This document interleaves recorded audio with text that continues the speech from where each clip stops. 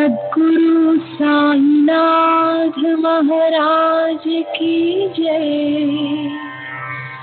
सद्गुरु श्री साईनाथ शरद बाबू जी की जय। సాయి వంటి దైవంబు లేడోయి లేడోయి, ప్రజలందరి నోట సాయి నామం పలకాలి, సర్వత్రా సాయి రూపం రంజిల్లాలి, ముజ్జగాలు సాయి మహిమతో ముప్పిరిగొనాలి. సాయి పదరవళులు మన హృదయ కుహరంలోని నిశ్శబ్ద నిషీధిలో ప్రతిధ్వనించాలి. ప్రణవనాద వీచికల్లా సాయి జ్ఞాన సౌరభాలు సర్వత్రా వ్యాపించాలి. ఆ సుజ్ఞాన సౌరభాల ఆస్వాదనలో మన మనసులు మత్తెక్కాలి. సాయి ప్రేమామృత ధారలు అంతటా నిరంతరం వర్షించాలి. ఆ ప్రేమామృత ధారలలో తడుస్తూ, ఆ జ్ఞాన సౌరభాల మత్తులో ఆనందంగా నర్తిస్తూ సాయి వంటి దైవంబు లేడోయి లేడోయి అని అందరూ ఏకకంఠంతో గానం చేయాలి. అదే నా ఆశ, ఆశయం, ఆకాంక్ష. అదొక మధుర స్వప్నం. ఆ స్వప్న సాఫల్యం కోసం శ్రీ సాయినాథుని అనన్య ప్రేమతో, ఆర్ద్రతతో ప్రార్థించటమే మనం చేయగలిగింది, చేయవలసింది. శ్రీ బాబూజీ.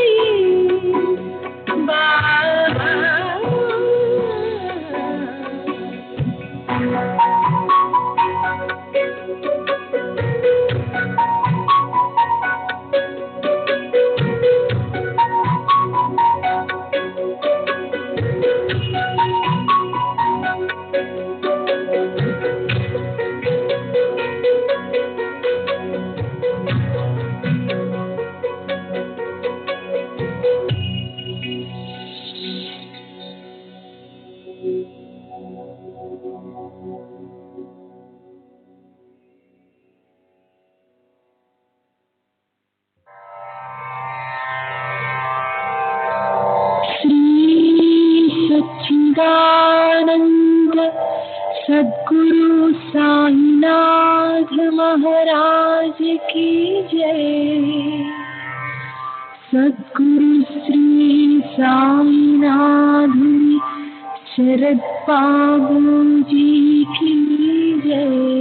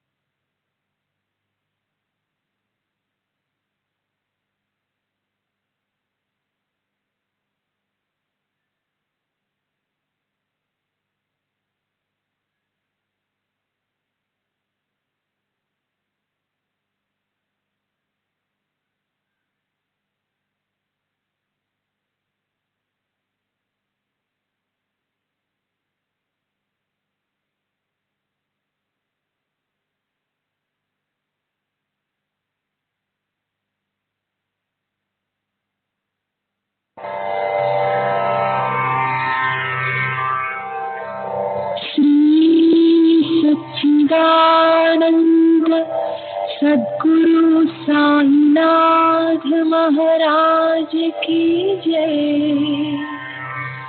सद्गुरु श्री साईनाथ शरद बाबू जी की जय।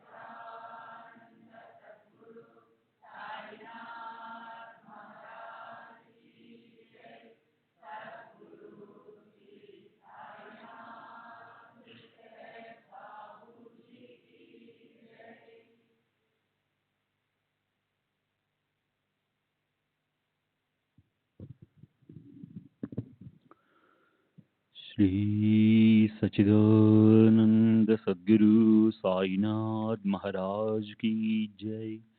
सद्गुरु श्री साईनाथ शरद बाबू जी की जय। శ్రీ సాయినాథాయ నమః. శ్రీ సాయిబాబా సత్య చరిత్ర 26వ అధ్యాయం, నిన్నటి తరువాయి.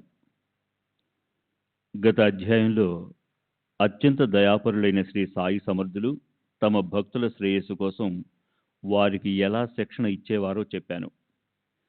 ఇప్పుడు ఈ అధ్యాయంలో తమ దర్శనానికి వచ్చిన భక్తులను తిరిగి తమ మూల గురువు పాదాల్లో ఎలా స్థిరం చేసేవారో ఆ కుశలతతో ఉన్న కథని శ్రద్ధతో వినండి.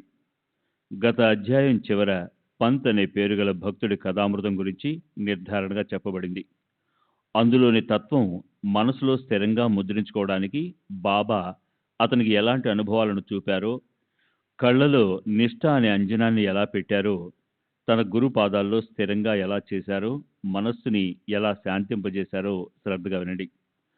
ఓసారి పంత్ అనే పేరు గల ఓ భక్తుడు తన మిత్రుడితో కలిసి సాయి దర్శనం మీదున్న కోరికతో గొప్ప ప్రయత్నంతో షిరిడి చేరాడు. అతను ఇదివరకే ఓ గురువు అనుగ్రహాన్ని పొంది ఉన్నాడు. తన గురువు చరణాల్లో అతని మనసు స్థిరమైంది. అసలు షిరిడి తనెందుకు వెళ్ళాలి అని అతని మనసులో శంక కూడా ఉత్పన్నమైంది. కానీ యోగంలో ఉంటే మానవులకు అనుకోకుండానే అదృష్టం కలిసి వస్తుంది. పంత్ సాయి దర్శనానికి వెళ్లే సమయం వచ్చింది. అది ఖచ్చితంగా సుఖకారకమైంది. మనం ఒకటి తెలుస్తాం, కానీ ఈశ్వరుడు మనసులో మరోటేదో ఉంటుంది. విధి ముందు ఏదీ పనిచేయదు. అదెలాగో ప్రశాంత చిత్తంతో వినండి. షిరిడీకి యాత్ర చేయాలని నిశ్చయించుకుని కొంతమంది ఆనందంగా ఓ చోట కలిసి తమ ఇళ్ల నుండి బయలుదేరి రైలు బండిలో కూర్చున్నారు. ఈ భక్తులు బండిలో ఎక్కినప్పుడు అక్కడే అనుకోకుండా ఈ పంత్ కూడా కూర్చునున్నాడు. మాట్లాడుతుండగా వీరంతా షిరిడీకి వెళ్తున్నారని పంత్కి తెలిసింది. ఆ భక్తుల్లో కొందరు పంత్ స్నేహితులు, అందులో పంత్ వియ్యంకుడు, వియ్యాపురాలు కూడా ఉన్నారు. పంత్ మనసులో అసలు ఆ ఆలోచన లేకపోయినా బలవంతంగా వాళ్ళు షిరిడి రండి అని అడిగి అతన్ని ఒప్పించారు. మొదట పంత్ తను వెళ్ళవలసిన చోటుకి టికెట్ కూడా కొన్నాడు. కానీ తరువాత అతని ఆలోచన మారిపోయింది. అతను విరార్ స్టేషన్లో దిగాడు. భక్తులు ముంబైకి వెళ్ళిపోయారు. పంత్ కూడా తన గురువు అనుమతి తీసుకుని ఖర్చు కోసం అప్పు చేసి మిత్రుల మనసును నొప్పించకూడదని ముంబైకి వెళ్ళాడు. అప్పుడు అందరూ కలిసి ఆనందంగా షిరిడి వచ్చారు. ఉదయం సుమారు 11 గంటలకు వారంతా మసీదుకి వెళ్ళారు. బాబా పూజ కోసం భక్తుల రద్దీ చూసి వారికి ఉల్లాసం కలిగింది. బాబా రూపం చూసి వారెంతో ఆనందించారు. ఇంతలో పంతుకు కళ్ళు తిరిగి స్పృహ తప్పి పడిపోయాడు. అతని ప్రాణం నీరసపడింది. శరీరం చలనరహితంగా అయింది. అది చూసి అతనితో పాటు వచ్చిన వారికి చింత కలిగింది. వారి మనసు ఎంతో అశాంతికి లోనైంది. కానీ సాయిబాబా కృపాదృష్టి వల్ల ఆ భక్తుల సహాయంతో మొహంపై నీరు చల్లాక పంత్ స్పృహలోకి వచ్చాడు. పూర్తిగా అతను స్పృహలోకి వచ్చి నిద్ర నుంచి మేల్కొన్నట్లు కంగారుగా లేచి కూర్చున్నాడు. సాయిబాబా సర్వజ్ఞుడు. పంత్ మొదటే ఓ గురువుకి శిష్యుడు అని ఆయనకి తెలుసు కనుక అతనికి ధైర్యం చెప్పి బాబా అతని గురువు వద్దే స్థిరంగా ఉండేలా చేశారు. అతని గురువు వద్దే స్థిరంగా ఉంచేశారు. ఎలాంటి సందర్భంలోనూ తమ స్థానాన్ని వదలకూడదు, అంటే ఆశ్రయ స్థానాన్ని వదలకూడదు. సదా సర్వదా తమ స్థానాన్ని అంటిపెట్టుకుని ఉండాలి. ఏకనిష్టతో సమస్త గురువుల ఐక్యతను గుర్తుపెట్టుకోవాలి అన్నారు. పంత్ గదంతా బోధపడింది. తన గురువును గుర్తు చేసుకుని సాయిబాబా కరుణని జన్మంతా గుర్తుపెట్టుకున్నాడు.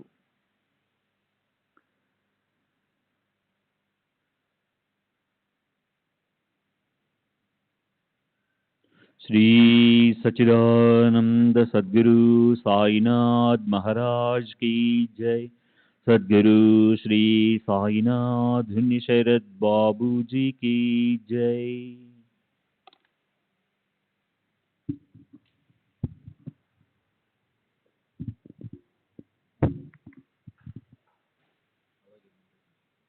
श्री सच्चिदानंद सद्गुरु साईनाथ महाराज की जय। सद्गुरु श्री సాయినాథ్ శరద్ బాబూజీకి జై. అలాగే ముంబైకి చెందిన హరిచంద్ర పిట్టలే అనే ఓ వ్యక్తి తన కొడుకు మూర్ఛవ్యాధితో పీడించబడడంతో ఎంతో బాధపడిపోయాడు. దేశ విదేశాల్లో డాక్టర్లందరూ అయిపోయారు. కానీ ఏ ఉపాయము పనిచేయలేదు. అందరి ప్రయత్నాలు వ్యర్థమైపోయాక చివరికి సాధు సత్పురుషులు మిగిలారు. క్రీస్తు శకం 1910వ సంవత్సరంలో దాసగన్ కీర్తనలు ప్రారంభమయ్యాయి. శ్రీ సాయినాథుల కీర్తి వ్యాపించి షిరిడీకి వచ్చి యాత్రికులు పెరిగారు. షిరిడీ ఎక్కడో మారుమూల కుగ్రామం, అయితే అది గొప్ప అదృష్టవంతురాలు. అప్పుడు పండరిపురమే అయ్యింది. యాత్రికులు అపారంగా వస్తున్నారు. సాయిబాబా తమ కేవల దర్శనంతోనూ లేదా కేవల హస్తస్పర్శతోనూ లేదా కేవల కృపాదృష్టితోనూ రోగాన్ని తొలగిస్తారని అనేకులకు అనుభవంలోకి వచ్చింది. ఆయన్ని అనన్యంగా శరణు వెళ్తే భక్తులకు శ్రేయస్సు కలుగుతుంది. అందరి మనసుల్లోని ఇచ్చ తెలుసుకొని బాబా అవన్నీ నెరవేరుస్తారు. విభూది పెట్టడంతో భూత పిశాచాలు పారిపోతాయి. ఆశీర్వాదంతో రోగాలు నశించిపోతాయి. కృపా దృష్టితో దుఃఖాలు అసలు దగ్గరకే రావు. అది విని జనులు షిరిడీకి పరుగు పరుగున పోతారు అన్న సాయిబాబా మహిమ దాసగను గ్రంథాల ద్వారాను కీర్తనల ద్వారాను విని పితలేకి బాబా దర్శనం తెలుసుకోవాలన్న ఉత్సాహం కలిగింది. పిల్లా పాపలను రకరకాల పళ్ళు తీసుకొని అతను తమ పూర్వజన్మ పుణ్యం వల్ల బాబా దర్శనానికి ఆయన్ని కలిసేందుకు షిరిడీ చేరుకున్నాడు. అక్కడ పిల్లవాడిని బాబా పాదాలపై పడేసి తాను కూడా బాబా ముందు సాష్టాంగపడ్డాడు. అప్పుడు విపరీతం జరిగింది. సాయిబాబా దృష్టితో చూడగానే పిల్లవాడు స్పృహ తప్పి కళ్ళు తిరిగి కింద పడిపోయాడు. పితలే మనసులో ఎంతగానో భయపడ్డాడు. ఆ తల్లిదండ్రులు భయపడిపోయారు. ఆ పిల్లవాడు నేల మీద స్పృహ లేకుండా అలా పడి ఉండిపోయాడు. నోట్లో నుంచి బాగా నొరగలొచ్చాయి. ఈ దురదృష్టానికి ఏ ఉపాయం చేయాలి అని తల్లిదండ్రులకి చింత పట్టుకుంది. ఆ పిల్లవాడి ఉచ్ఛ్వాస నిశ్వాసాలు ఆగిపోయినట్లు అనిపించింది. నోట్లో నుంచి అదే పనిగా నురగలు అలా వస్తూనే ఉన్నాయి. శరీరం అంతా ముచ్చెమటలు పోసాయి. అతను బ్రతికి ఉన్నాడన్న ఆశ సన్నగిల్లింది. అంతకుముందు ఆ పిల్లవాడికి అలాంటి మూర్ఛ ఎన్నోసార్లు వచ్చింది. అయితే ఒక్కసారి కూడా ఇంత దీర్ఘకాలం ఉండలేదు. ఆ మూర్ఛ నభూతో నభవిష్యత్తి అన్నట్లుంది. దీంతో అతనికి మరణం ఆసన్నమవుతుందా ఏమిటి అన్న పరిస్థితి వచ్చింది.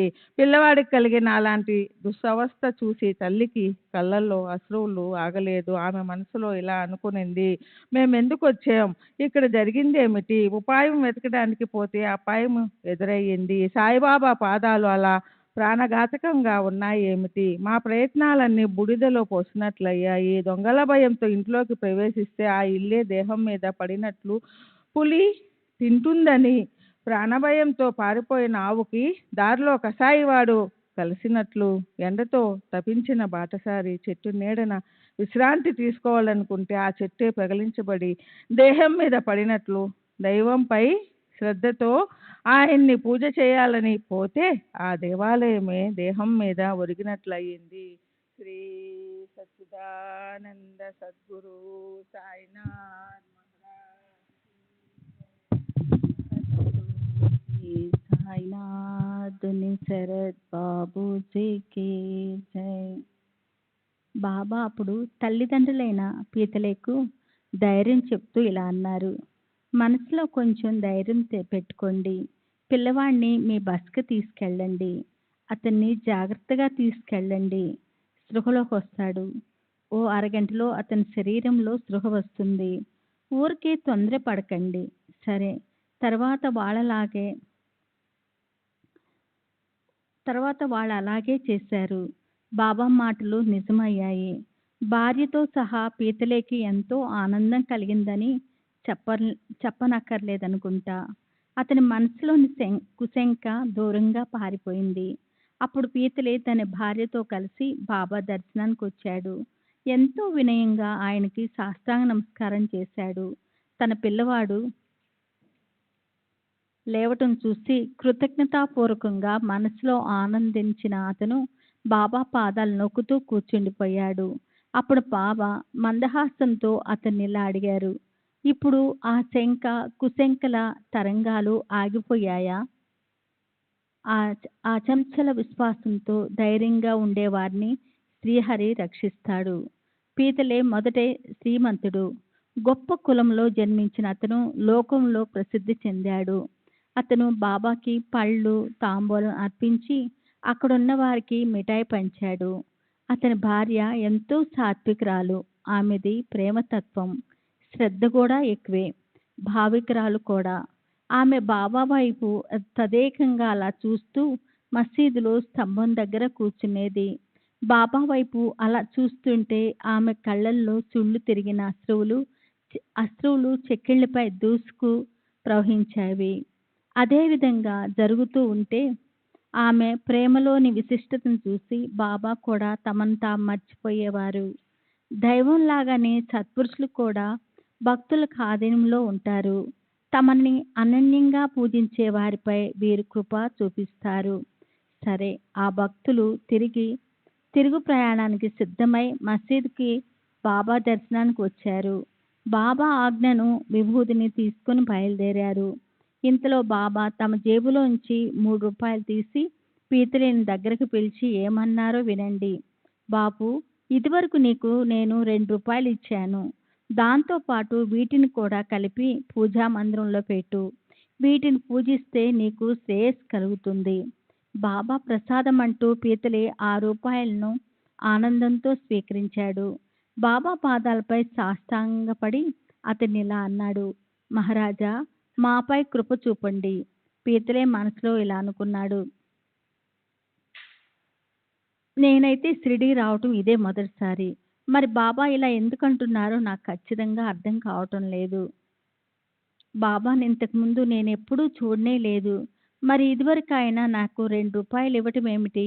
వారన్న ఆ మాటలకు అర్థం నాకు స్పష్టంగా తెలిసేదెలా? పీతలేకి ఇది తెలుసుకోవాలనే కుతూహలం పెరిగింది. కానీ బాబా అది తెలియనివ్వలేదు. ఆ అస్పష్టత అలాగే ఉండిపోయింది. మహాత్ములు సహజంగా ఏదో మాట్లాడుతున్నప్పటికీ వారి ఆ మాటలు నిజమే అయ్యుంటాయి. ఆ సంగతి పీతలేకి తెలుసు. కనుక అతను ఆలోచనలో పడ్డాడు. కానీ ముంబైలో తమ ఇంటికి తిరిగి వెళ్ళిన తర్వాత అక్కడున్న ఓ వృద్ధురాలు ద్వారా ఇతను తన జిజ్ఞాసను పోగొట్టుకున్నాడు. ఆ వృద్ధురాలు పీతలే తల్లి. సహజంగా షిరిడీ కబుర్లు చెప్తున్నప్పుడు 3 రూపాయల సంగతి బయటపడింది. అయితే దాంతో ఎలా సమన్వయం చేసుకోవాలో మొదట తెలియలేదు. కానీ తర్వాత ఆలోచిస్తుంటే ఆ వృద్ధురాలికి గుర్తొచ్చింది. ఆమె పీతలేతో ఇలా అంది, ఇప్పుడు నాకు నిజంగా గుర్తొస్తుంది. బాబా అన్న మాటలు ఎంతో నిజం. ఇప్పుడు నీవు నీ కొడుకుతో షిరిడీకి వెళ్ళి బాబా దర్శనం చేసుకున్నావు కదా. అలాగే మీ నాన్న నిన్ను ఇదివరకు అక్కల్కోట్ తీసుకెళ్లారు. అక్కడ మహారాజ్ కూడా గొప్ప ప్రసిద్ధి చెందిన సిద్ధపురుషులు, సర్వజ్ఞులు, యోగులు, విద్వాంసులు, పరోపకారులు. మీ నాన్న కూడా పరిశుద్ధమైన ఆచరణ కలవారు. మీ నాన్న చేసిన పూజను స్వీకరించి ఆ యోగిరాజు ప్రసన్నులైనారు. ఆయన ప్రసాదంగా 2 రూపాయలు పూజార్చన చేయటానికి ఇచ్చారు. ఆ 2 రూపాయలు మన పూజలో ఉండేవి. మీ నాన్న ఎంతో శ్రద్ధతో నియమంగా వాటిని పూజించేవారు. ఆయన నిష్ఠ నాకొక్కదానికే తెలుసు. ఆయన అలా వ్యవహరించేవారు. ఆయన పోయిన తర్వాత ఆ పూజా సామాను పిల్లల ఆట వస్తువులయ్యాయి. పిల్లలకి దైవం మీద శ్రద్ధ పోయింది. పూజ అంటే ఒక సిగ్గుపడే వ్యవహారంలాగా అయిపోయింది. పూజ కోసం చిన్నపిల్లల్నే నియమించడం జరిగింది. ఇక రూపాయల గురించి ఎవరు పట్టించుకుంటారు? అలా ఎన్నో సంవత్సరాలు గడిచిపోయాయి. ఆ రూపాయలు ఎక్కడో పోయాయి. వాటిని గురించి గుర్తు కూడా పూర్తిగా పోయింది. ఆ రూపాయలు రెండూ మాయమైపోయాయి. సరే, నీ అదృష్టం గొప్పది. సాయి రూపంతో అక్కల్కోట్ మహారాజే ఆ మరుపు అనే ఆచ్ఛాదనను దూరం చేయటానికి, సంకటాలను నివారించడానికి మీకు కలిశారు. అయినా ఇక మీదట పొరపాటుగానైనా సరే మిథ్యాభావనను రానీకు. మీ పూర్వజుల ఆచరణ వైపు శ్రద్ధ పెట్టు. పొరపాటు పనులు చేయవద్దు. ఆ రూపాయలను పూజించి వాటిని మహాత్ముల ప్రసాదమని, వాటిని భూషణంగా భావించు. సాయి సమర్థులు ఈ చిహ్నాన్నే మీకు చెప్పి మీ భక్తిని మళ్ళీ జాగృతం చేశారు. తల్లి చెప్పిన ఈ మాటలు విని పీతలే మనసుకెంతో ఆనందం కలిగింది. సాయిబాబా వ్యాపకత గురించి మనసుకి ఖచ్చితంగా తెలిసింది. దర్శనము సార్థకమైనట్లు అనిపించింది. తల్లి శబ్దరూప అమృతము పీతలేలో నశించిపోయిన భావనను మేల్కొల్పింది. పశ్చాత్తాపం అనే ప్రాయశ్చిత్తాన్ని కలిగించింది. కలగబోయే శ్రేయస్సుని చూపించింది. సరే, అయిందేదో అయింది. మహాత్ములు జరగబోయే పని కోసం మేలుకొల్పుతున్నారు. వారి ఉపకారానికి కృతార్థుడై పీతలే తన పనిలో సావధానుడైనాడు. అలాంటిదే మరో అనుభవం చెప్తాను. శ్రీ సచ్చిదానంద సద్గురు సాయినాథ్ మహారాజ్ కి జై. సద్గురు శ్రీ సాయినాథుని శరద్ బాబూజీకి జై. శ్రీ సచ్చిదానంద సద్గురు సాయినాథ్ మహారాజ్ కి జై. సద్గురు శ్రీ సాయినాథుని శరత్ బాబూజీకి జై. అలాంటిదే మరో అనుభవం చెప్తాను.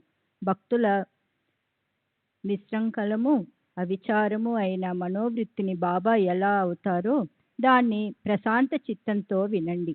గోపాల నారాయణ అంబాడేకర్ అనే పేరు గల సాయిబాబా శ్రేష్ఠ భక్తుడొకడు పూణేలో ఉండేవాడు. అతని కథను ఆదరపూర్వకంగా వినండి.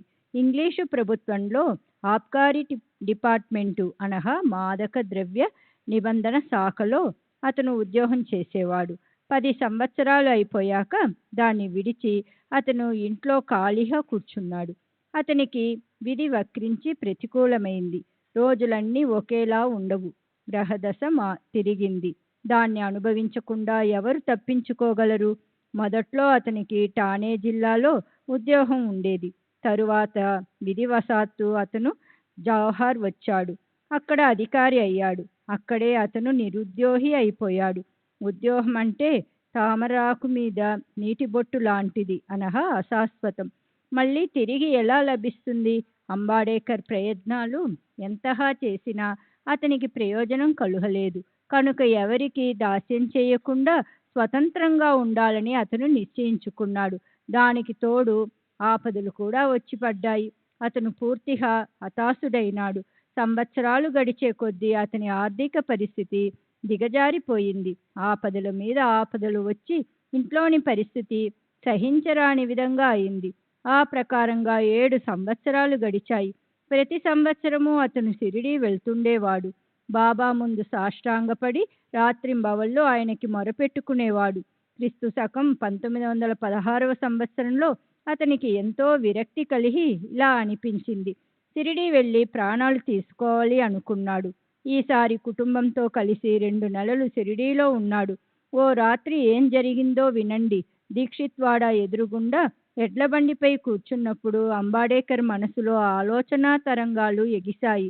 అతనికి జీవితంపై విసుగు పుట్టింది. అతని మనసు ఉదాసీనంగా అయిపోయింది. ఈ బాధలు ఇక చాలు, వద్దు అనుకుని జీవించాలన్న ఆశను వదిలేసి విరక్తితో అంబాడేకర్ బావిలో దూకటానికి నిశ్చయించుకున్నాడు. దగ్గరలో ఎవరూ లేకుండా చూసి దుఃఖాన్ని దూరం చేసుకోవటానికి తన మనసులో కోరిక తీర్చుకోవాలని అతను నిర్ణయించుకున్నాడు. ఆత్మహత్య మహాపాపం, ఎంతో భయంకరమైనది. అయినా చనిపోవాలన్న తన ఆలోచనను అతను దృఢతరం చేసుకున్నాడు. కానీ ఈ జగత్తును నడిపించేవారు సాయిబాబా. ఆయన అంబాడేకర్ ఆలోచనను ఆపేశారు. అక్కడే 4 అడుగుల దూరంలో ఓ భోజన గృహం ఉంది. అది నడిపే అతను కూడా బాబా సేవకుడే. సగుణుడు అప్పుడు ఇంటి గుమ్మం దగ్గరికి వచ్చి అంబాడేకర్ని ఇలా అడిగాడు. అక్కల్కోట మహారాజు గారి చరిత్ర ఎప్పుడైనా చదివావా? చూద్దాం చూద్దాం, ఏం పుస్తకం అది అంటూ అంబాడేకర్ దాన్ని చేతిలోనికి తీసుకున్నాడు. సహజంగా పేజీలు తిరగేసి మధ్యలో అతను చదవసాగాడు. కర్మ ధర్మ సంయోగం ఎలా కలుస్తుందో చదివే విషయం కూడా అలాగే కలుస్తుంది. అతను చదివిన వెంటనే తన హృదయంలోని ఆలోచనపై దాని ప్రభావం పడటమనే ఆ కథ సహజాతి సహజంగా జరిగింది. దాన్నంతా శ్రోతలకు గ్రంథ విస్తరణ భయంతో క్లుప్తంగా చెప్తాను. అక్కల్కోటలో ఆత్మస్వరూపంలో నిమగ్నమయ్యే గొప్ప మహాత్ముడు స్వామి సమర్థ మహారాజు ఉంటున్నప్పుడు అనేక రోగాలతో బాధపడే భక్తుడు ఒకడి సహింపరాని కష్టాలు ప్రాప్తించాయి. రోగాల నుంచి ముక్తుడు కావాలని ఎన్నో రోజులు అతను మహారాజుని సేవించాడు. ఇప్పుడు ఆ కష్టాన్ని సహించలేకపోవటం వల్ల ఆ భక్తుడు ఎంతో ఉద్విగ్నుడైనాడు. ఆత్మహత్య చేసుకోవాలని నిశ్చయించుకుని రాత్రివేళ ఒక బావిలోకి దూకాడు. ఇంతలో స్వామి సమర్థ మహారాజు అక్కడికి వచ్చి తన చేత్తో అతన్ని బయటకు తీసి అతనికి ఇలా ఉపదేశించారు. భోక్తృత్వం అనగా ప్రారబ్ధ వశాన అనుభవించటానికి వచ్చిన సుఖ దుఃఖాలు అంతా అనుభవించవలసి ఉంటుంది. మన పూర్వకర్మను అనుసరించి వ్యాధులు, కుష్టు, క్లేశాలు, రోగాలు వస్తాయి. ఇవి పూర్తిగా అనుభవించక హత్య చేసుకుంటే దాని నుంచి ముక్తి ఎలా పొందుతావు? ఈ అనుభవం పూర్తి కాకపోతే మరో జన్మ ఎత్తవలసి వస్తుంది. కనుక అలాగే కష్టాలను కొంచెం సహనంతో అనుభవించు. ఆత్మహత్య చేసుకోవద్దు. ఈ సమయోచితమైన కథను చదివి అంబాడేకర్ మనసులో విస్మయం చెందాడు. బాబా వ్యాపకత్వాన్ని చూసి తన స్థానంలో ఒక్కసారిగా హాయిగా కూర్చున్నాడు. ప్రారబ్ధం అనుభవించి తీరాలని బాబా సరైన సమయానికి సూచించారని అంబాడేకర్ మనసుకు తెలిసింది. ఆత్మహత్య అనే ఆ గొప్ప సాహసానికి అతను పూనుకోలేదు. ఈ దృష్టాంతం అశరీరవాణియే చెప్పిందని అంబాడేకర్కు అనిపించింది. అతనికి సాయి చరణాల్లో ఆసక్తి కలిగింది. నిజంగానే సాయిబాబా అసంభవం అనిపించే సంఘటనలను సంభవంగా చేస్తారు. సగుణుని నోటితో సాయి సంకేతాలు ఈ గ్రంథం ద్వారా లభించటం ఏం కొంచెం ఆలస్యమైన ప్రాణానికి ముప్పు వచ్చేది. జీవితం మట్టిపాలయ్యేది. కుటుంబానికి భయంకరమైన నష్టం కలిగేది. భార్యకి అనర్థం వాటిల్లేది. స్వార్థ పరమార్థాలు రెండూ కూడా పోయేవి.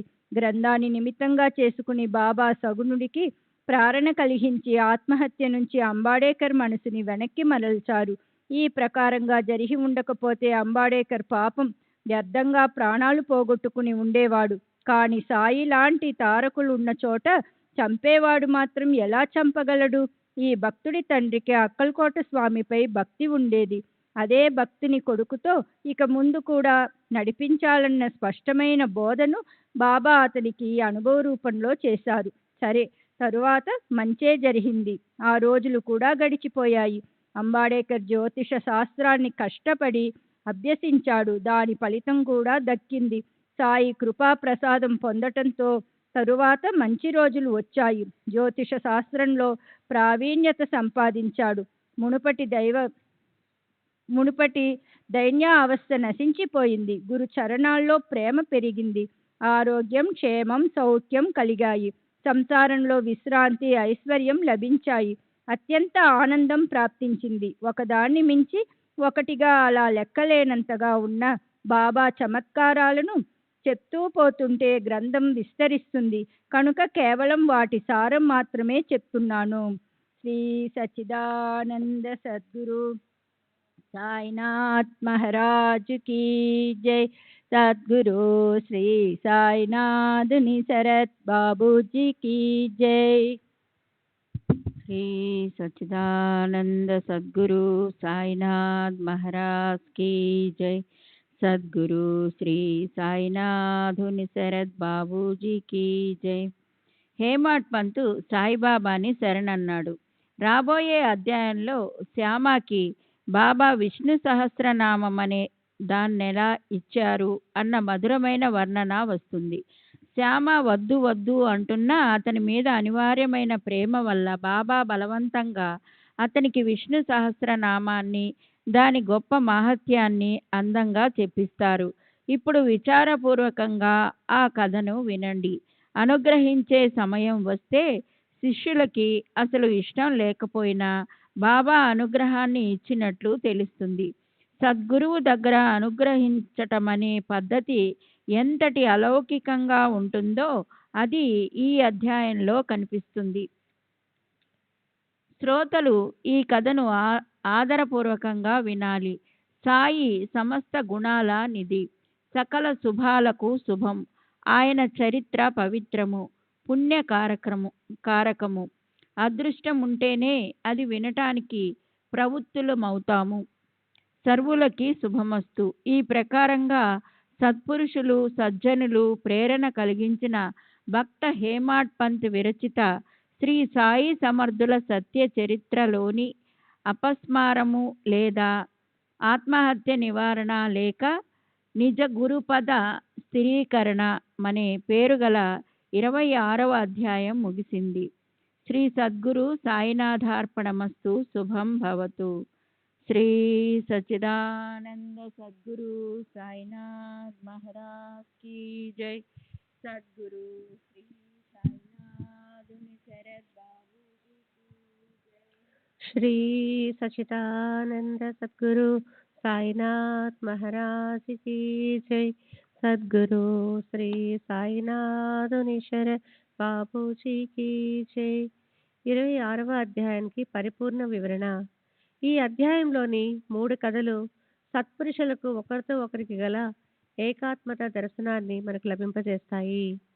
ఈ సత్పురుషులకు అనాది కాలం నుంచి ఉండే అనుబంధము, గోప్యమైన వారి పద్ధతి ఎలా ఉండేవో చూడండి. సమయం సందర్భం కలిసొచ్చినప్పుడు తమకిష్టమైన ప్రదేశంలో తమ కార్యాలు పూర్తి కావటం కోసం ఈ సత్పురుషులు అవతరిస్తారు. అయితే వాళ్ళు పరస్పరం భిన్నంగా ఉండరు. వారుండే చోట్లు, సమయము, కార్యము వేరువేరుగా ఉన్నప్పటికీ ఒకరి మనోగతాన్ని మరో మహాత్ముడు తేలికగా కనుక్కుంటారు. వారందరూ ఆంతర్యంలో ఒక్కరే. మొదటిది పంత్ కథలో సాయిబాబా పంత్ గురువుతో ఏకాత్మత లేకపోతే ఆయన పంత్ని గురుపుత్రత్వం అంటే ఓ గురువుకి శిష్యరికం ఇదివరకే స్వీకరించాడని తెలిసి ఉండేవారే. మన స్థానం వదలకూడదు అని ఉపదేశించి ఉండేవారే. రెండవది హరిశ్చంద్ర పితిలే కథలో సాయిబాబాకి అక్కలకోట స్వామి సమర్థులతో ఉన్న ఏకాత్మత ఎంతో స్పష్టమైంది. బాబు, ఇదివరకు నీకు నేను రెండు రూపాయలు ఇచ్చాను. వాటితో పాటు వీటిని కూడా పూజించు. అలా పూజిస్తే మీకు శ్రేయస్సు కలుగుతుంది. మూడవది పూణేకి చెందిన అంబడేకర్ కథలో కూడా బాబా అతనిచే భోజనశాల సగునుడి యొక్క అక్కలకోట మహారాజ్ గ్రంథంలోని సరైన యోగ్య సందర్భాన్ని చదివించారు. అతని తండ్రికి స్వామి భక్తి ఉందని, ఇప్పుడు తను కేవలం స్వామి సమర్థులే అవటం వల్ల ఇదివరకు ఒక భక్తుడిని బావిలో దూకి ఆత్మహత్య నుంచి తప్పించినట్లే ఇప్పుడు అంబడేకర్ను రక్షించారు. తండ్రి చేసిన భక్తినే ముందుకు కొనసాగించమని చెప్పి అనుభవాన్నిచ్చారు. శ్రీ సచ్చిదానంద సద్గురు సాయినాథ్ మహారాజ్ కీ జై. సద్గురు శ్రీ సాయినాథ్ శరత్ బాబూజీ की जय. श्री सच्चिदानंद सद्गुरु साईनाथ महाराज की जय. सद्गुरु श्री సాయినాథుని శరత్ బాబూజీ की जय. సాయిబాబాకి స్వామి సమర్థులతో ఉండే ఏకాత్మత గురించి ఇదివరకు 5వ అధ్యాయంలో వేప చెట్టు కింద పాదుక స్థాపన ఆఖ్యానంలో వచ్చింది. రేపు పోదామనుకున్నప్పుడు ఈరోజు స్వప్నంలో స్వామి సమర్థులు ఇలా ఆజ్ఞాపించారు. ప్రస్తుతం నా నివాసం షిరిడిలో ఉంది కనుక నీవు అక్కడికే వెళ్ళు. అదీకాక కీర్తిశేషులు బివి నరసింహస్వామి గారు తమ సాయిబాబా చార్టర్స్ అండ్ సేయింగ్స్ అనే పుస్తకంలో 74వ చాప్టర్లో ఒక భక్తుడితో దీని గురించిన అనుభవాన్ని చెప్పారు. అది ఇలా ఉంది. ముంబైలోని తాడ్దేవ్లోని కేశవ నాయక్ క్రీస్తు శకం సుమారు 1878వ సంవత్సరంలో అక్కలకోట వెళ్ళినప్పుడు స్వామి సమర్థులు నిర్యాణం అవ్వాలని నిర్ణయం తీసుకున్నట్లు ఇతనికి తెలిసింది. అప్పుడు అతడు మహారాజుని ఇలా అడిగాడు. మహారాజ్, మీరు వెళ్ళాక మేము ఎవరిని ఆశ్రయించాలి? దానికి స్వామి అతనికి తమ పాదుకలను ఇచ్చి వాటిని పూజించమని చెప్పారు. అలాగే ఇప్పుడు నా అవతారం అహ్మద్నగర్ జిల్లాలో షిరిడీలో ఉన్నది. అక్కడికి నీవు వెళ్ళొస్తుండు. అక్కడే నీ భక్తిని నిలుపుకో. అప్పుడు నీకు నేను గుర్తుకు రాను. నీవు సుఖంగా ఉంటావు అని చెప్పారు. కేశవ నాయక్ అప్పటి నుంచి షిరిడీకి ఎప్పుడూ వెళ్ళొస్తుండేవాడు. స్వామి సమర్థులని ఆయన భక్తులు దత్తావతారంగా భావిస్తారు. అదేవిధంగా సాయిబాబాని కూడా మనం దత్తావతారంగా భావించి ఆయనకి హారతి ఇవ్వటంలో ఆశ్చర్యం లేదు. అవతీర్ణ జాలాసే స్వామి దత్తా దిగంబర హారతి సాయిబాబా ఐసా ఏయి దత్తాత్రేయ స్వామియే సాయిబాబాగా అవతరించారు. ఐసాయేయి బా సాయి దిగంబర అక్షయ రూప అవతార సర్వహి వ్యాపకతు శృతిసార అనసూయాత్రి కుమార. అనసూయ ఆతురుల కుమారుడు, సర్వ వ్యాపకుడు, వేదాల సారము, అక్షయ రూపుడు అయిన దత్తాత్రేయులుగా రండి సాయి. రుసో భగని బంధుహి స్వరసూర సాయిబాబా రుసోన దత్తగురు సాయిమా మజవరి కతిహి రుసో. సోదరీ సోదరులు అత్తమామలు నాపై అలిగిన ఓ దత్తగురు సాయి జనని నాపై ఎన్నటికీ అలుగకు. 27వ అధ్యాయం దీక్ష అనుగ్రహ దానం. శ్యామకి విష్ణు సహస్రనామ దీక్షనివ్వటం, కాపర్దే భార్యపై అనుగ్రహం చూపటం. శ్రీ సద్గురు చరణాలు దృఢంగా పట్టుకుంటే త్రిమూర్తులైన బ్రహ్మ విష్ణు మహేశ్వరులకు నమస్కరించినట్లవుతుంది. సాక్షాత్తు పరబ్రహ్మకే నమస్కరించినట్లవుతుంది. చిన్మయ కాంతులు వెదజల్లే అపరిమిత స్వానందం అతి సహజంగా ప్రకటమవుతుంది. ఒక్క సాగరంలో మునిగితే అన్ని చోట్ల ఉన్న అన్ని రకాల తీర్థయాత్రలను చేసినట్లే. అదేవిధంగా ఒక్క సద్గురువు పాదాలను విశ్వాసంతో ఆశ్రయిస్తే అక్కడ దేవతలందరూ కలుస్తారు. ఓ సద్గురు సాయినాథ, మీకు జయకారాలు. సాయుజ్య ముక్తిని ప్రాప్తింపచేసే కల్పవృక్షమా, మీకు జయకారాలు. ఓ ఆత్మజాన సాగర, మీకు జయకారాలు. శ్రోతల మనసులకు మీ కథా విషయంలో పూజ్య భావాన్ని ఉత్పన్నం చేయండి. ఆకాశంలోంచి మబ్బుల ద్వారా వర్షించే నీటిని చాతక పక్షి ఎంత ఆతృతతో తాగుతోందో అదే ఉత్సాహంతో మీ భక్తులందరూ ఆనంద రస జలపాతాలు వర్షించే ఈ కథామృతాన్ని సేవించి సదా సుఖిస్తారు. మీ పవిత్ర కథను విని ఆప్త ఇష్ట మిత్రులతో కలిసి శ్రోతల శరీరంలో సర్వత్రా చెమటలు పట్టి కనురెప్పల మాటు నుంచి ప్రేమాశ్రువులు వరదలుగా వచ్చి ప్రేమాతి రేకంతో వారి మనసక్కడే ఆగిపోగాక, కంఠం రుద్ధమవుగాక, దేహం రోమాంచకమవుగాక, పదే పదే ఏడవటం, వెక్కిళ్ళు పెట్టటం జరుగుగాక. ఒకరిపై ఒకరికి ఉన్న విరోధం, చిన్న పెద్ద అనే భేదభావం తెగిపోతే గురుకృప జాగృతమవుతుంది. ఇది మనసులో బాగా వెతికితేనే తెలుస్తుంది. సద్గురువు తప్ప దీన్నివ్వగల వారు ముల్లోకాలు గాలించినా కనిపించరు. కామం, క్రోధం మొదలైన 6 వికారాలు శాంతించకపోతే, గురుచరణాల్లో భక్తిభావం ఆనంద తాండవం చేసే అపరిమిత ప్రేమ, శ్రద్ధ ఉత్పన్నం కాకపోతే అష్టభావాలు ఉదయించవు. భక్తులకు తన మూలాన సుఖం లభిస్తుందని గురువుకి ఎంతో ఆనందం కలుగుతుంది. శ్లోక వీధుల్లో సంచరించే భక్తులు పరమార్థం వైపు మరలినప్పుడు గురువుకి కౌతుకం అనిపిస్తుంది. ఈ దేహం అంటే నేనే, ఈ గృహం, పుత్రులు, భార్య ఇవన్నీ నావే అనుకోవటం వ్యర్థంగా బాధని దేహం మీదకు తెచ్చుకోవటమే. ఇది మధ్యాహ్నపు నీడల క్షణం మాత్రం ఉండే మాయ. ఈ మాయ మారి చుడి గందరగోళపు పీడ చుట్టుకోకూడదని మనసుకి అనిపిస్తే అనన్య భావంతో సాయిబాబాని శరణు అనాలి. మాయని మటుమాయం చేయటానికి వేద శాస్త్రాల ప్రయత్నం వ్యర్థమైంది. సమస్త సజీవ నిర్జీవ వస్తువుల్లో ఈశ్వరుని చూడగలిగిన వారే ఈ మాయను ఖచ్చితంగా దాటగలుగుతారు. శ్రీ సచిదానంద సద్గురు సాయినాథ్ మహారాజ్ కీ జై. సద్గురు శ్రీ సాయినాథుని శరత్ బాబూజీ కీ జై. నిజాం రాజ్యాన్ని వదిలి చాంద్బాయ్ పాటిల్ సాయి ఫకీరును తీసుకొని మొదట అహ్మద్ నగర్ జిల్లాలోని నేవాసి అనే గ్రామానికి వచ్చాడు. గోదావరి నది దాటి గోదావరి నది నుంచి 2 క్రోసుల దూరంలో ప్రవరా నది తీరంలో ఉండే నేవాసి గ్రామంలో జ్ఞానదేవుడు తన జ్ఞానేశ్వరి అమృతానుభవం అనే 2 గ్రంథాలను వ్రాశాడు. అలాగే ఇక్కడ అర్ధనారీశ్వరుడు అంటే అర్ధాంగి లక్ష్మితో కలిసి ఉన్న శ్రీ విష్ణు భగవానుని ప్రసిద్ధ దేవాలయం ఉంది. అక్కడ సాయి ఫకీరు 6 నెలలు లేదా ఓ సంవత్సరం పాటు ఉన్నారు. అక్కడ ఆయనతో పాటు కలిసి కానాడ్ గ్రామానికి చెందిన కమ అనే అతను కూడా ఉన్నాడు. తరువాత ప్రసిద్ధ టాకలి అనే గ్రామానికి చెందిన దగడు అనే పేరు గల తమలపాకులమ్ముకునే అతను, కమ, సాయిబాబా వీరు ముగ్గురు షిరిడి వచ్చారు. అడుగడుగున పవిత్ర తీర్థస్థలాలు పుష్కలంగా లెక్కలేనన్ని ఉన్నాయి.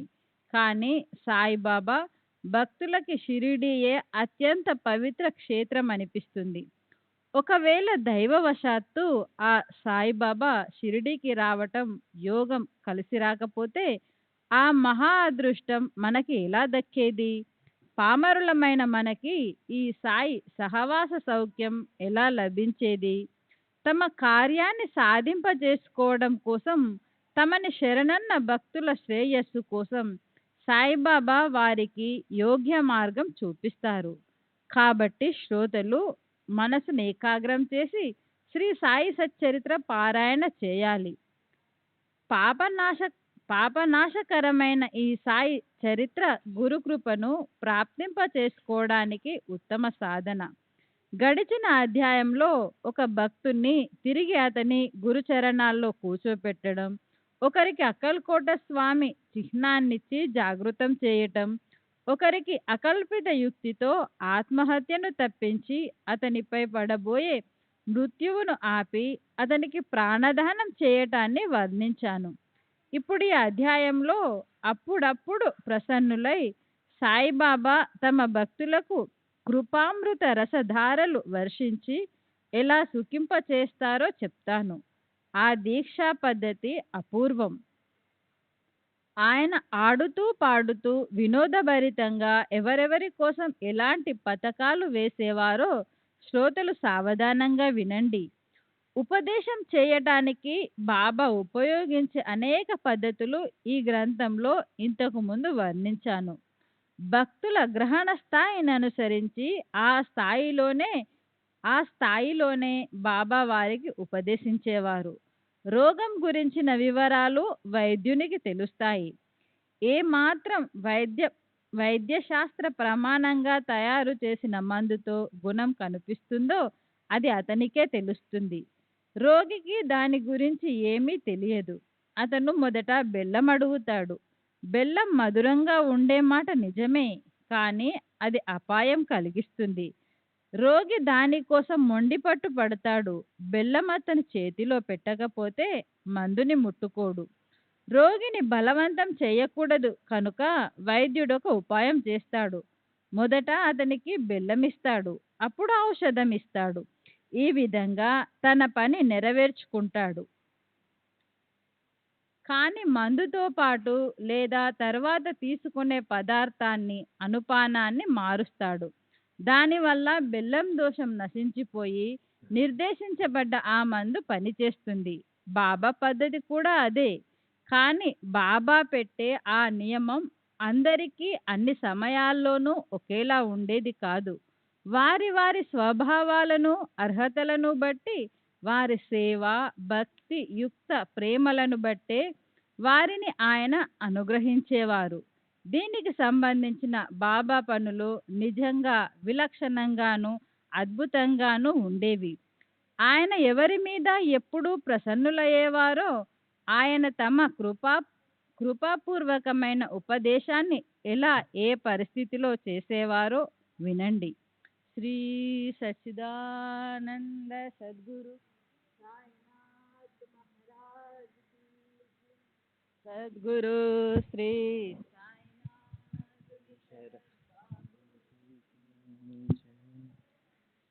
శ్రీ సచ్చిదానంద సద్గురు సాయినాథ్ మహారాజ్ కీ జై. సద్గురు శ్రీ సాయినాథుని శరత్ బాబూజీకి జై.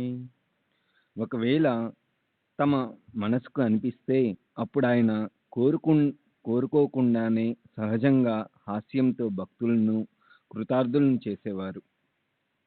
భక్తులకు ఏదైనా ఒక గ్రంథం చదవాలని అనిపించినప్పుడా గ్రంథాన్ని బాబా చేతికిచ్చి ఆ గ్రంథాన్ని ప్రసాద రూపంగా తిరిగి తీసుకోవాలని సహజంగా భక్తుల మనసుకి అనిపించేది.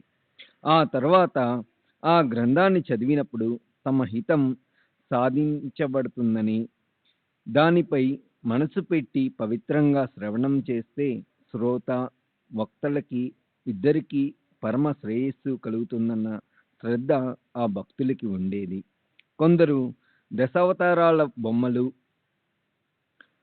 అనగా శ్రీ విష్ణువు 10 అవతారాలు అంటే మత్స, కూర్మ, వరాహ, నరసింహ, వామన, పరశురామ, రామ, కృష్ణ, బుద్ధ, రాబోయే కల్కి లేదా స్తోత్రాలు, కొందరు పంచరత్న గీత లాంటి ఇది ఒక చిన్న పుస్తకం. మహాభారతంలోని తర్వాతి 5 రత్నాలు సమావిష్టం చేసిన పుస్తకం. 1 శ్రీమద్ భగవద్గీత, 2 శ్రీ విష్ణు సహస్రనామ స్తోత్రము, 3 భీష్మ స్తవరాజము అంటే శాంతి పర్వంలోని 47వ అధ్యాయంలోని భీష్ముడు చేసిన శ్రీకృష్ణ స్తుతి. అనుస్మృతి అంటే శాంతి పర్వము 209వ అధ్యాయము 36వ శ్లోకం తర్వాత ఓం నమో భగవతే వాసుదేవాయ అనే మంత్రజపం యొక్క మహత్యము. నారద దేవర్షి చేసిన విష్ణు భాగవుని స్తుతి. 5 గజేంద్ర మోక్షము. శాంతి పర్వంలో గజేంద్రుణ్ణి అంటే గొప్ప ఏనుగుని, అన్నింట గొప్ప బలిష్టమైన ముసలి పట్టుకున్నప్పుడు దాని కేకలు విని విష్ణు భగవానుడు గరుడుని మీద పరిగెత్తి వచ్చి చేసే ముక్తి వర్ణన. పవిత్ర పుస్తకాలను, చరిత్రలను అర్పించేవారు. కొందరు దాసగును రచించిన సంతలీలామృతం, భక్తలీలామృతం కూడా అర్పించేవారు. అయితే ఒకసారి వారు వివేక సింధు ఈ గ్రంథం ఆద్యకవి ముకుందరాజ్ అనే అతను 1188వ సంవత్సరంలో అంటే జ్ఞానేశ్వరి కన్నా 102 సంవత్సరాల ముందు మరాఠీ భాషలో రచించిన గ్రంథం. ఇందులో ముఖ్య విషయం అద్వైతవాదం. ఉపనిషత్తులను మదనం చేసి ఈ గ్రంథాన్ని రచించారు అని అర్పించారు. కానీ బాబా దాన్ని శ్యామాకిచ్చి ఇలా అన్నారు, శ్యామ, ఈ పుస్తకాన్ని నీ దగ్గర ఉండని, దీన్ని నీ ఇంట్లో జాగ్రత్తగా పెట్టు. శ్యామ ఈ ఆజ్ఞను శిరస వహించి ఆ పుస్తకాన్ని బట్టలో కట్టి పెట్టాడు. బాబా చేతికిచ్చి ప్రసాదంగా తిరిగి తీసుకోవాలని మనసులో అనుకున్న భక్తులు దుకాణాల నుంచి పుస్తకాలు కొంటుండేవారు. బాబా స్వభావం ఉదారమైనదే అయినప్పటికీ ఇలా అడగడానికి ధైర్యం కావాలి. కనుక భక్తులు మాధవరావును వెంట తీసుకుని ఆయన ముందు నిలబెట్టేవారు. అతను ముందు అవకాశం చూసుకొని గ్రంథాన్ని బాబా చేతికిచ్చేవాడు. బాబాకి గ్రంథం యొక్క గొప్పతనము, అలాగే భక్తుల యోగ్యత కూడా బాగా తెలుసు. భక్తులు గ్రంథాన్ని ఆయన చేతికిచ్చేవారు. బాబా దాన్ని పైన చూసేవారు. భక్తులు దాన్ని తిరిగి బాబా తమకివ్వాలని చేతిని ముందుకు చాపేవారు. కానీ బాబా దాన్ని వారికి ఇవ్వకుండా మాధవరావుకిచ్చి ఇలా అనేవారు, శ్యామ, ఈ పుస్తక ప్రతిని నీ దగ్గరుంచు, ఇప్పటికిది నీ దగ్గర ఉండని. శ్యామ స్పష్టంగా అడిగేవాడు. ఈ భక్తులు ఉత్కంఠతతో చేతులు చాచారు. వారికి ఆ ప్రతులు ఇవ్వమంటారా? అప్పుడు బాబా వాటిని నీవే ఉంచుకో అనేవారు. శ్రీ సచ్చిదానంద సద్గురు సాయినాథ్ మహారాజ్ కీ జై. సద్గురు శ్రీ సాయినాథుని శరణ్ బాబూజీ కీ జై.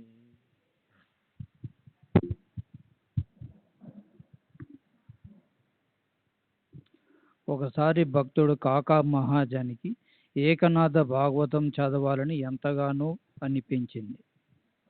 అతను ఏకనాథ భాగవత ప్రతిని ఒకటి తీసుకొని షిరిడీ వచ్చాడు.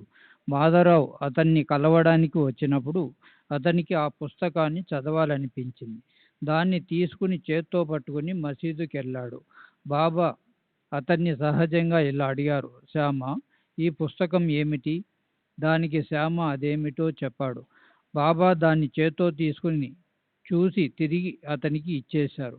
నిజానికి ఆ ఏకనాథ భాగవత ప్రతి మహాజనికి భాగవత ప్రతి మహాజనికి ఇది వరకు సాయిబాబా తమ చేతో ప్రసాదంగా ఇచ్చినదే. ఆ గ్రంథానికి యజమానిని నేను కాను, అది కాకా మహాజనిది. దాన్ని చదవాలన్న కోరికతో చదవడానికి మాత్రమే ఇప్పుడు నేను తీసుకొచ్చాను అని స్పష్టంగా మాధవరావు బాబాకి చెప్పాడు. అయినా బాబా అతనితో ఇలా అన్నారు, నీకు ఇది పనికొస్తుంది, అందుకే నీ చేతికి ఇచ్చాను, నీ పుస్తకాల్లో దీన్ని పెట్టు. సరే. కొద్ది కాలం అయ్యాక కాకా మహాజాని తిరిగి షిరిడీకి వచ్చాడు. తనతో పాటు మరో ఏకనాథ భాగవతం తెచ్చి బాబా చేతిలో పెట్టాడు. బాబా దాన్ని ప్రసాదంగా అతనికి తిరిగి ఇచ్చేశారు. బాగా మనసు పెట్టు, దీనివల్లే నిజంగా నీకు ప్రయోజనం కలుగుతుంది అని కాకాకి వాగ్దానం చేశారు. ఇది మంచి పుస్తకం, దీన్ని ఎవరికీ ఇవ్వకు అని కూడా కరుణ జాలువారుగా చెప్పారు. ప్రేమ ముప్పరి కొనగా కాక బాబాకి నమస్కరించాడు. సాయిబాబాకి స్వతహాగా ఇచ్చలన్నీ నెరవేరాయి. ఏ వస్తువు మీద ఆయనకి లోభం లేదు.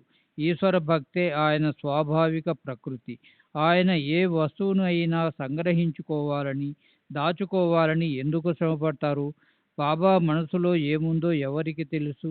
వినటానికి సాధనాలు పాపాలను నశింపజేయగలవి అయిన ఈ గ్రంథాలు వ్యావహారిక దృష్ట్యా భక్తుల కోసం ఒక చోట చేర్చాలి. ఇప్పుడు షిరిడి ఒక క్షేత్రం అయింది. ఆయన శిష్యులు దేశ విదేశాల నుంచి మళ్ళీ మళ్ళీ ఇక్కడికి వచ్చి జ్ఞాన సభలు జరిపిస్తారు. అప్పుడు ఈ గ్రంథాలు ఎంతగానో ఉపయోగపడతాయి. నేను స్వయంగా నిజధామానికి వెళ్ళినప్పుడు శ్యామ తన సంగ్రహం నుంచి ఈ గ్రంథాలన్నిటినీ భక్తులకు చూపిస్తాడు. అప్పుడు ఆ గ్రంథాలు నా ప్రతిరూపాలే అవుతాయి. నేను దేహధారిగా ఉన్నప్పుడు నేను నా భక్తులకు జ్ఞానాన్ని ఇచ్చినట్లే నా దేహ విసర్జన తరువాత ఈ గ్రంథాలు అదే పని చేస్తాయి. భక్తులకి వారు షిరిడీలో ఉన్నా వేరే చోట్ల ఉన్నా అలా అత్యంత పవిత్రమైన ఆ పాప వినాశకర గ్రంథాల ద్వారా తమ స్మరణ జరగాలన్న ఉద్దేశంతో బాబా ఈ గ్రంథాలని సంగ్రహింపజేసేవారు. రామాయణం కానీ భాగవతం కానీ లేదా పారమార్థిక గ్రంథాలు ఏవైనా కానీ అందులోని రాముడు, కృష్ణుడు లేక ఇతర దేవతలెవరిని చరిత్రను చదువుతున్నా వెనక ముందు సాయిబాబానే కనిపిస్తారు. ఈ గ్రంథాల్లోని విభూతుల్లో సాయిబాబా స్వయంగా రూపం ధరించి ఉన్నట్లు అనిపిస్తుంది. శ్రోతలకు వక్తలకు కళ్ళెదుట ఆ మహాపురుషులు కాక సాయిబాబా మూర్తే కనిపిస్తుంది. భక్తులు గ్రంథాలను గురువుకి అర్పించినా లేక బ్రాహ్మణులకి దానం ఇచ్చినా దానితో కూడా దాతకు శ్రేయస్సు కలుగుతుంది. దీనికి శాస్త్రాధారం ఉంది. ఏకనాథ భాగవతం 31వ అధ్యాయం 477వ ఓవి చూడండి. ఈ గ్రంథాన్ని ఇంటికి తీసుకెళ్లి సంగ్రహంలో జాగ్రత్త చెయ్యి అని బాబా శ్యామాని ఆజ్ఞాపించారు. ఇదేమన్నా ఇలాంటి మామూలు ఉపదేశమా? శ్యామాకి బాబా పట్ల అపరిమిత భక్తి ఉన్నట్లే బాబాకి కూడా అతనిపై అంత అనివార్యమైన ప్రేమ ఉండేది. అతనికి ఏదైనా ఒక పారమార్థిక నియమాన్ని పెట్టాలని బాబా మనసులో సంకల్పం కలిగింది. అప్పుడు ఆయన ఏం చేశారో చూడండి. శ్యామకు కోరిక లేనప్పటికీ అతనిపై ఏ రకంగా అనుగ్రహం చూపారో చూడండి. ఓ రోజు రామదాస సంప్రదాయానికి చెందిన ఓ వ్యక్తి మసీదుకు వచ్చాడు. అతనికి రోజు రామాయణం చదివే నియమం ఉంది. ఉదయాన్నే శౌచము ముఖ ప్రక్షాళనము కానిచ్చి విభూది పెట్టుకొని స్నాన సంధ్యాదులు చేసుకొని కాషాయ రంగు వస్త్రం కట్టుకొని విధిపూర్వకంగా తన నియమిత కార్యానికి కూర్చునేవాడు. మొదట విష్ణు సహస్రనామ పఠనమా, తరువాత ఆధ్యాత్మ రామాయణ పారాయణము శ్రద్ధాపూర్వకంగా చేసేవాడు. అలా ఎంతో కాలం గడిచాక మాధవరావు వంతు వచ్చినప్పుడు సాయి సమర్థుల మనసులో కలిగిన సంకల్పాన్ని శ్రోతలు వినండి. మాధవరావు సేవ ఫలించింది. భక్తి మార్గంలో అతనికి ఉపదేశమనే ప్రసాదం లభింపచేయాలని, సంసారంలో అతను హాయిగా ఉండాలని, అందుకోసం అతనికి ఏదైనా ఓ నియమం విధించాలని బాబా మనసుకి తోచింది. శ్రీ సచ్చిదానంద సద్గురు సాయినాథ్ మహారాజ్కి జై. సద్గురు శ్రీ సాయినాథ్.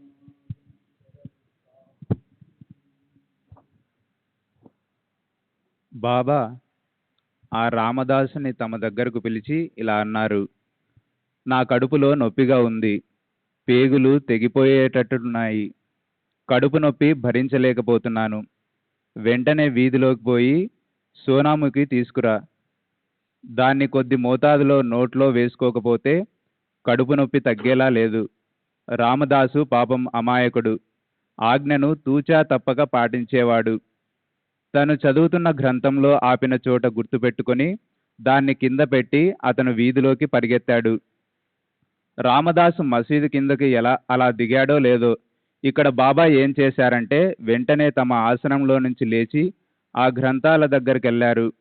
ఇతర గ్రంథాలతో పాటు అక్కడ విష్ణు సహస్రనామ గ్రంథం ఉంది. దాన్ని తీసుకొని తిరిగి తమ స్థానంలోకి వచ్చారు.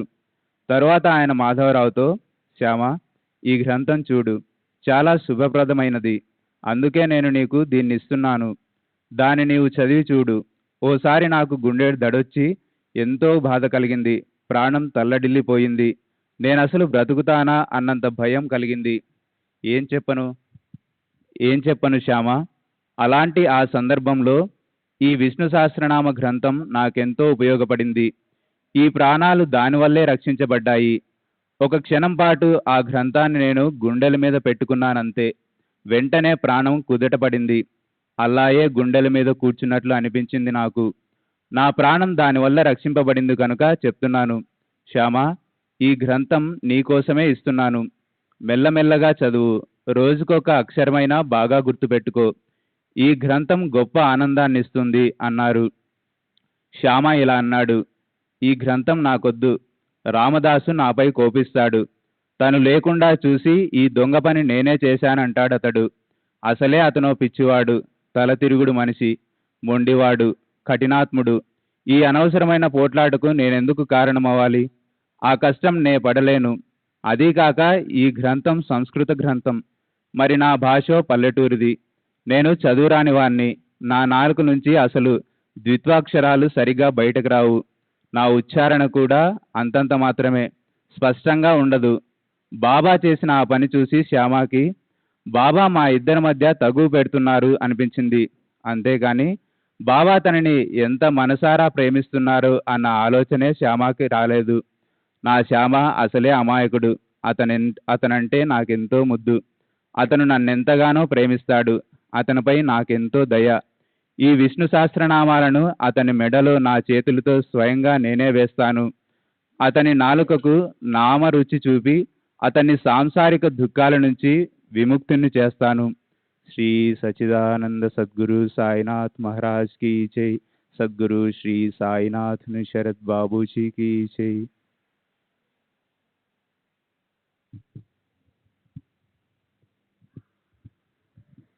దైవనామము లేదా గురునామము పాపాత్ములను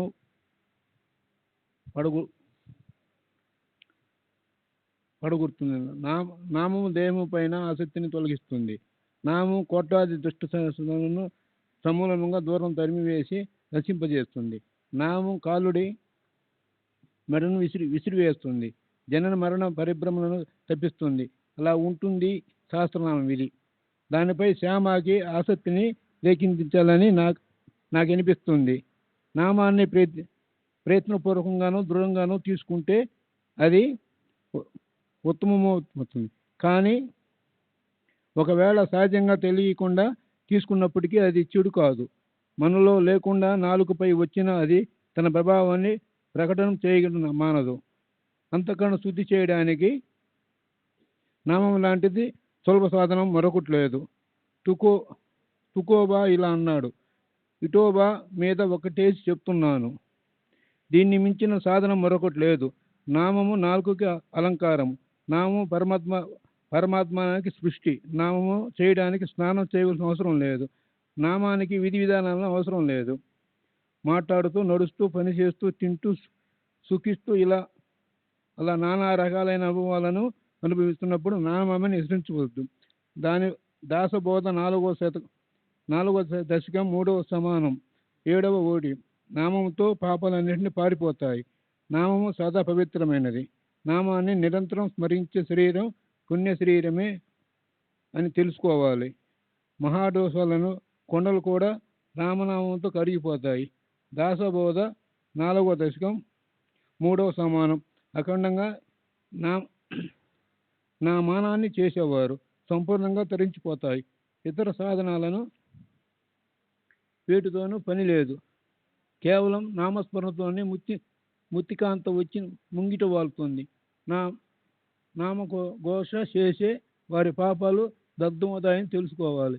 నా నామాన్ని సతతం మనసులో మెల్లగా జపించే భక్తులు నాకు ఉత్తమ గణమైన మనసుల కన్నా అత్యంత సుగుణాత్మకం అనిపిస్తుంది. ఇదే బాబా మనోగతం. ఆయన ఆచరణ కూడా అలాగే ఉంటుంది.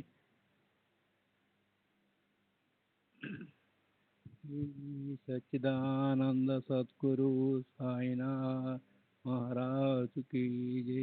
सतगुरु श्री साईनाथ शरद बाबू जी की जय.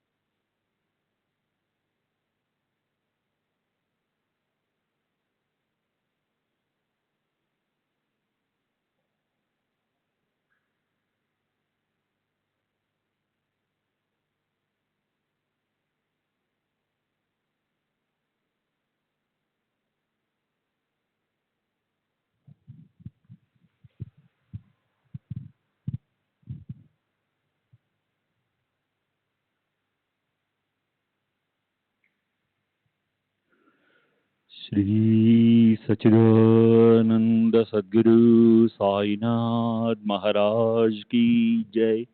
सद्गुरु श्री साईनाथ शरद बाबू जी की जय. साई रहम नजर करना, बच्चों का पालन करना. साई रहम नजर करना, बच्चों का पालन करना. जाना तुमने जगत पसार, सब ही झूठ जमाना. जाना तुमने जगत पसार, सब ही झूठ जमाना.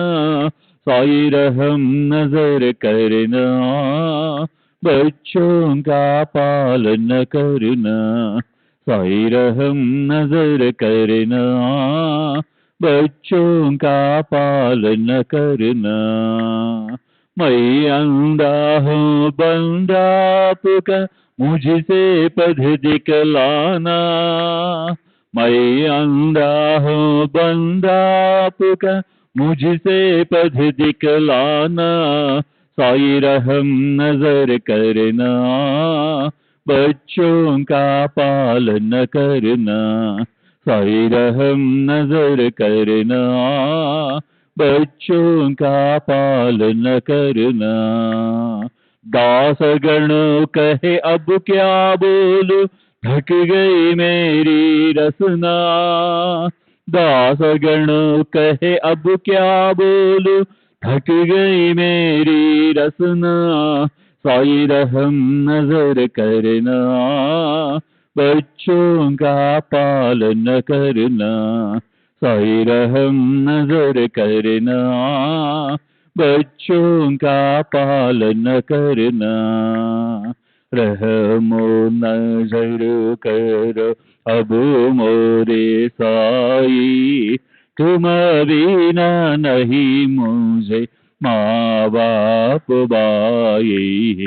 रहमो नजर करो मैं अंधा हूँ बंदा तुम्हारा, मैं अंधा हूँ बंदा तुम्हारा, मैं ना जानू, मैं ना जानू, मैं ना जानू, अल्लाह इलाही।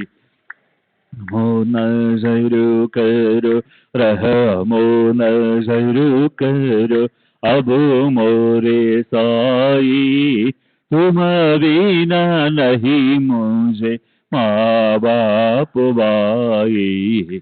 रहमो नजर करो, काली जमाना मैंने गमाया, काली जमाना मैंने गमाया, साथी आखिर का, साथी आखिर का, साथी आखिर का, तुम बिन कोई। रहमो नजर करो, रहमो नजर करो, अब मोरे साई, तुम बिना नहीं मुझे माँ बाप भाई। रहमो नजर करो, अपने मस्जिद का झाड़ू गण है, अपने मस्जिद का झाड़ू गण है, मालिक हमारे, मालिक हमारे, मालिक हमारे, तुम बाबा साई। रहमो नजर करो, रहमो नजर करो, अब मोरे साई, तुम बिना नहीं मुझे माँ बाप भाई। रहमो नजर करो। श्री सच्चिदानंद सद्गुरु साईनाथ महाराज की जय। सद्गुरु श्री साईनाथ निशरद बाबू जी की जय।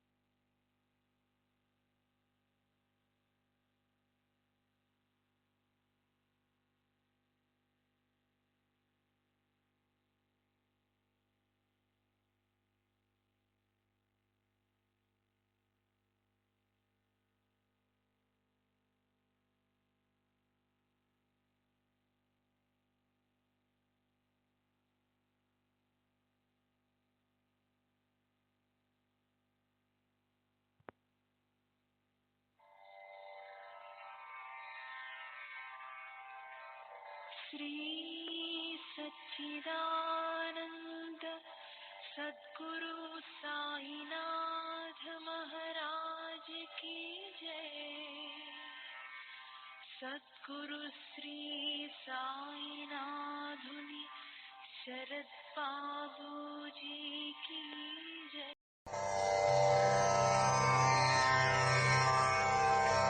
श्री